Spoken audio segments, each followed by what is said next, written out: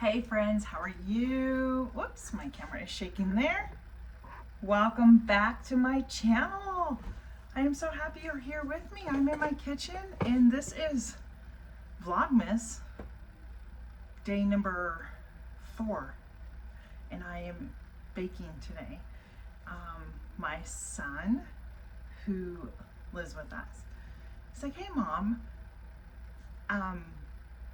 he had told me that his work, they're having their gathering, and last year I made a cranberry orange bread for him, and everybody insisted apparently that I make it again for this year. So he reminded me, let's see, today's Tuesday, he reminded me yesterday on Monday. He says, Mom, I need the bread for, and I said, well, yeah, I know, but when? He's like, on Wednesday. I said, what? He's like, on Wednesday. And I said, okay. So I'm in my kitchen today. I'm baking about 15 loaves of cranberry orange bread for him to take tomorrow to work for his holiday gathering. So yeah. So as you know, on my channel, you are going to find me cooking and baking from scratch. I'm going to dehydrate. I'm going to be doing some canning and preserving food many different ways. And you will find me sometimes in the garden. But this year, I got Grandma's recipe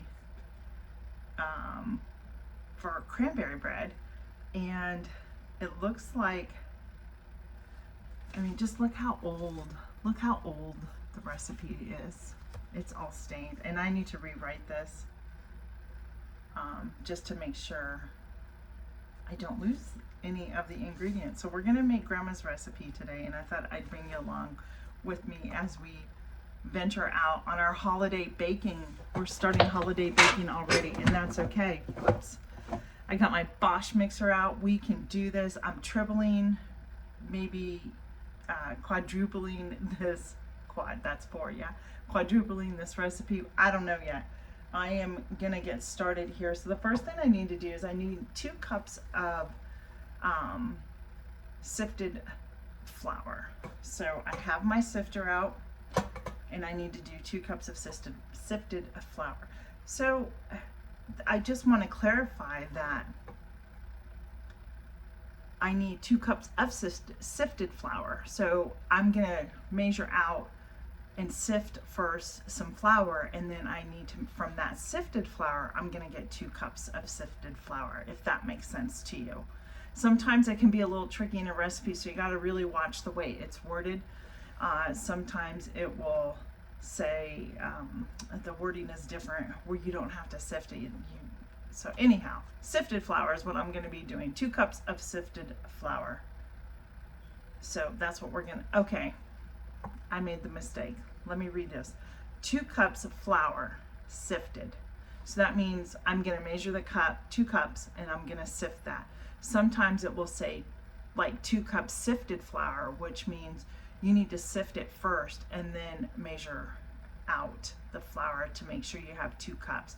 But this is 2 cups flour, and then I'm gonna sift it. That was probably too long for us to discuss today, but let me get out my measuring cups that I had, which is over here. I'm sorry that it took a really long time for me to get that out of my mouth. So I just put in 6 cups of flour, and now we're gonna sift it. And if you don't know, let me just show you. If you're not sure about it, sifted, it just comes out a little more fine than a normal flour would look like. It's thinner. So we're gonna sift this in here. This makes it so easy that I don't know where I got this from, but I think it was from my mother-in-law. And I took it when she passed away. But yeah, so we're gonna. Isn't that awesome? All right, so there we go. We're gonna sift that. Now to that, we need to add our sugar. We need to put our sugar, our baking powder, soda, and salt all in here next, and we need to sift all that together. All the sugar, salt, soda, and baking powder in here. I'm gonna sift all that through together.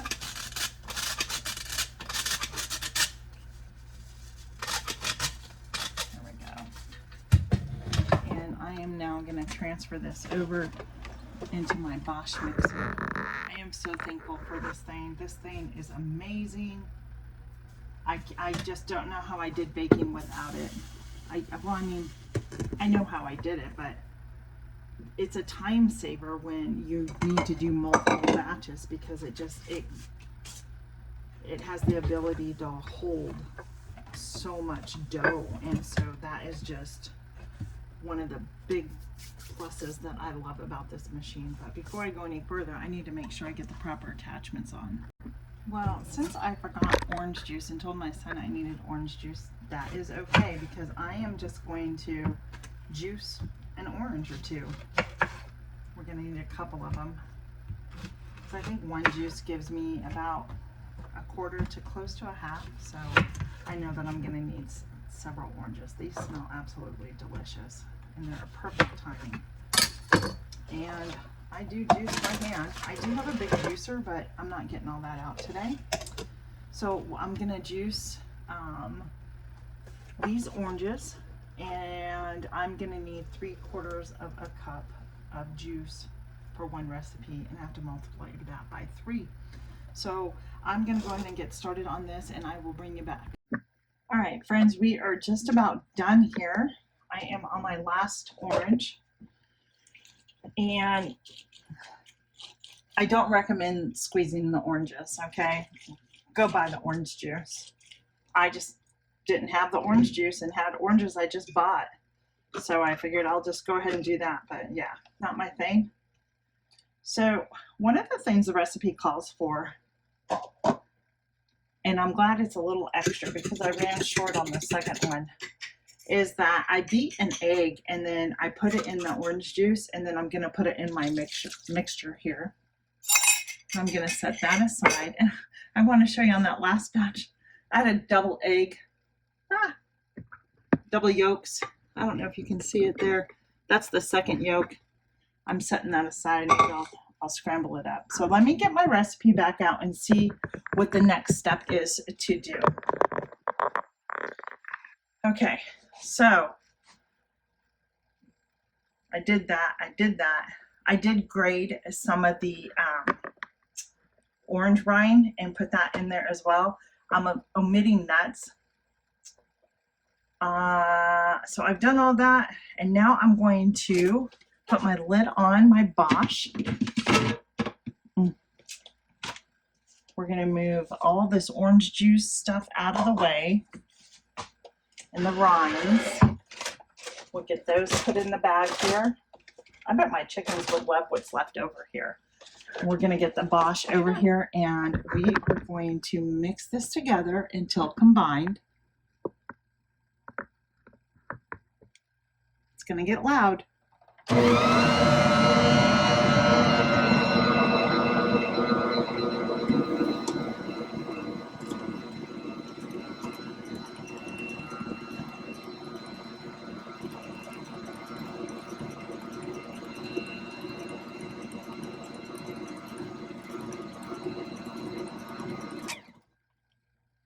There we go.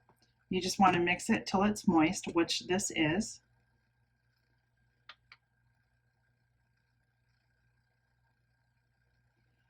And that's good to know. So I don't know who wrote this, but they say on here that if you juice one orange and add some water to it to make like 3/4 of a cup, you're going to be fine too with the, the mixture. So that's good to know. So if you're running low on orange juice, just add, scrape this down. You can add a little bit of water to get your 3/4 cup. All right, here comes the true test. I'm going to get a spoon, and we're going to test this batter out and see if it's good. I'm sure it is.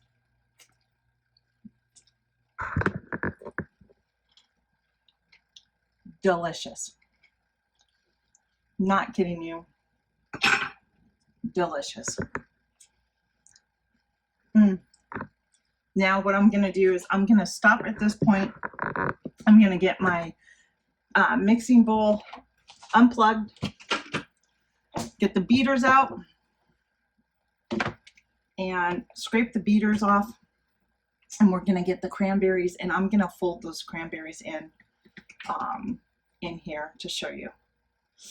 Guys, they're so good. I will be making the bread again. I can already tell. I can't wait to take you along. Let me get these beaters. I'm having a hard time talking today. These beaters cleaned up, and I'll bring you back for my next step. All right, I'm back. I got some of this stuff put away, so it's out of my way, so I'm able to have a little more room.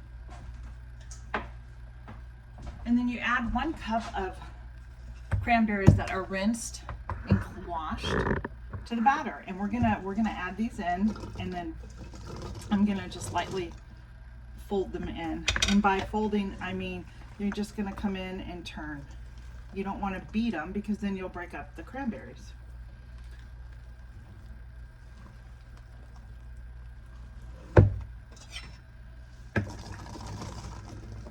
I mean, does it not just look like Christmas in here with all the red and against the batter?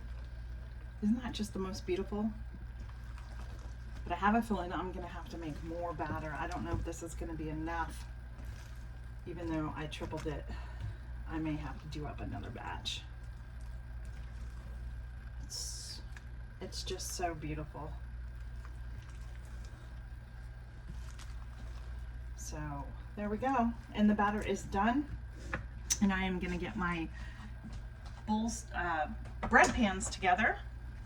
My son, I sent him down to the Dollar Tree yesterday, but first I need to preheat my oven to 350 to prepare for the breads. Okay, just as a tip, whenever you buy the aluminum pans, it wouldn't hurt. Okay, wipe them out. That's just me. I mean, I don't know, but it's really your decision, but I like to wipe them out because of, you don't know who's been touching them or where they've come from type of thing, right? So just take the time, damp tape or towel, just wipe them off.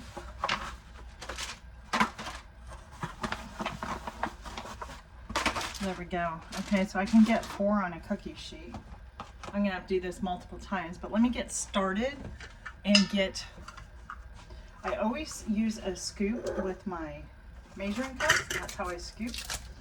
And then I know how much. And before we do that, we are gonna get started. And I'm gonna spray these pans really good so they're easy to come out. And then this will help me know to, like, I tripled the recipe. I could make muffins out of this as well instead of breads. That would be really great. I have little bundt cakes as well. I may do some of those. I did taste some of this with a cranberry. Guys, I'm not kidding you. It was absolutely delicious. So I'm going to start with a 1/2 cup here. Look at that. Isn't that beautiful? And we're just going to drop it in here. So I'm going to assume this is going to take about a cup of the dough. That's what I'm going to put into each. I'm going to put that into each pan, and I'm going to spread it out, and then we're going to bake it in the oven at 350 for approximately, it says 1 hour. We will see. And I'm going to show you the finished product, guys. I'm going to finish getting this all scooped in, and I will show you shortly. Oh my gosh, friends, it is so cold. I am back. I just got back in. I had to let the cranberry orange breads cool. Bad glare there. I had to let everything cool, and I've got it all wrapped up for my son to take, but we do have a loaf here at home. And I just got in from putting the chickens to bed and putting the cat out to bed and feeding him for the last time. But let me tell you, it's freezing out there. Whew. So I'm glad my son made a pot of coffee here. It's decaf, so I'll be okay. But let me get you the bread and show you. I'm gonna grab a paper towel, little piece of paper towel, and this is our loaf. I'm gonna tell you, I did cut it open already, had a little sliver. My son had some and he really liked it a lot too. But let me just show you what it looks like here. This is the smaller one. This was like one of the last batches. I knew it wasn't gonna be a full loaf, but I'm sorry about the glare on the light. That's the inside, friends. And then I drizzled an orange glaze on top, and I made that with some orange juice, powdered sugar, some salt, a little vanilla. So we are going to take a little sliver off of here. Let me bring you down so you can join me. There we go. I don't need a lot. I just want a sliver. We'll just take a little sliver. Just perfect. That's like the perfect size. I want you to be able to see it. Look at those cranberries. It's really moist in there. And I'm going to tell you, this recipe is the first time that I made this recipe. Last year, I made a completely different recipe. Oh, much better right there. I found on last year's recipe, I used a Pinterest recipe, and it was very good. Not saying that it's not good, but I think this one is a little more moist, and I can't tell you why. But here we go.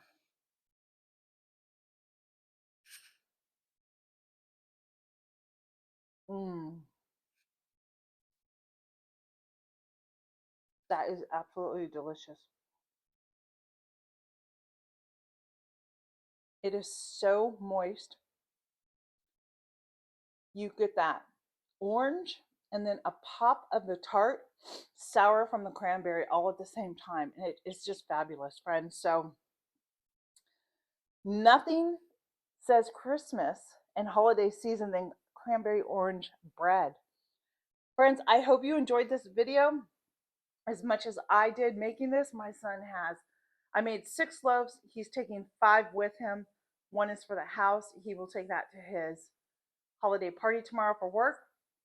And I am so thankful that I was able to make this up for him and that his work requested it. So yeah. So I hope you enjoyed this Vlogmas day number 4 here in the Piedmont with me. Thanks for joining me. We'll see you on the next video. Bye.